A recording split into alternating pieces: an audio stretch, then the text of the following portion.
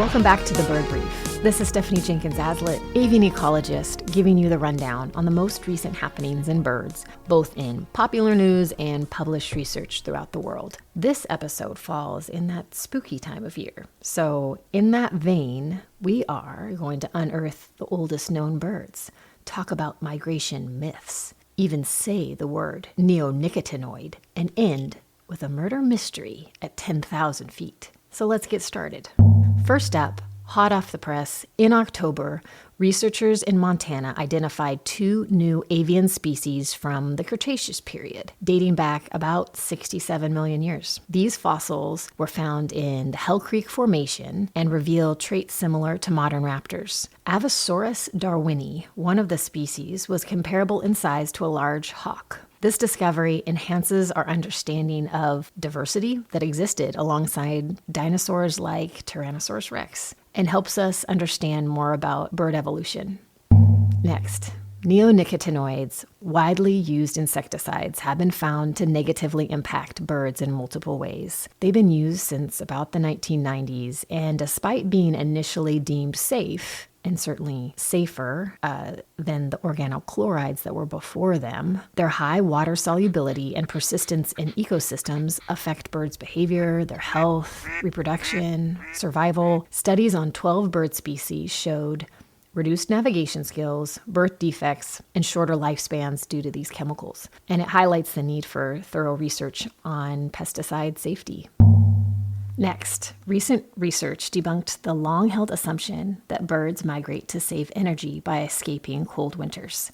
Using miniaturized logging devices, scientists tracked the heart rate and the body temperature of wild blackbirds. The study revealed no overall energy advantage during migration, which was a shocking finding. They thought that's one of the main reasons they migrated, to save energy. Another shocking finding is that prior to migration, for 3 weeks, blackbirds reduced their metabolism. They essentially turned down their internal thermostat. But even that preparation didn't lead to overall energy savings. The study, involving 120 blackbirds in northern Germany, some of which were year-round residents, which they then compared to the ones that migrated. This study overturned the long-held assumptions about energy benefits of migration, and it not only revealed the complex physiological demands birds face during this period, but it also just shed light on the fact that there's other reasons that they're migrating and more research is needed.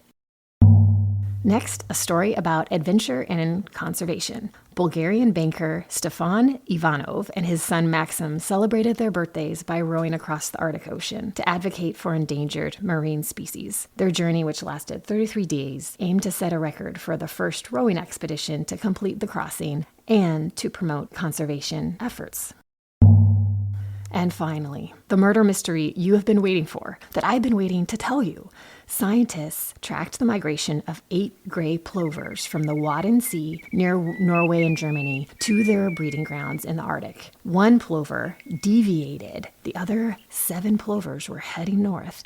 This 1 plover deviated all of a sudden, descending rapidly to a rock quarry. Data indicated a high-altitude predation event at 9,455 feet, likely by a peregrine falcon. They found a nearby nest in the cliffs of the quarry. This is the first documented kill at 10,000 feet. And it's unreal that predation is happening that high in the sky. I mean, falcons often hunt at high elevation. They live on high elevation plateaus, for example. But relative to the ground, this is insane. 10,000 feet? And the event sparked discussions on why migratory birds fly at such high altitudes. And it suggests one more option to evade predators.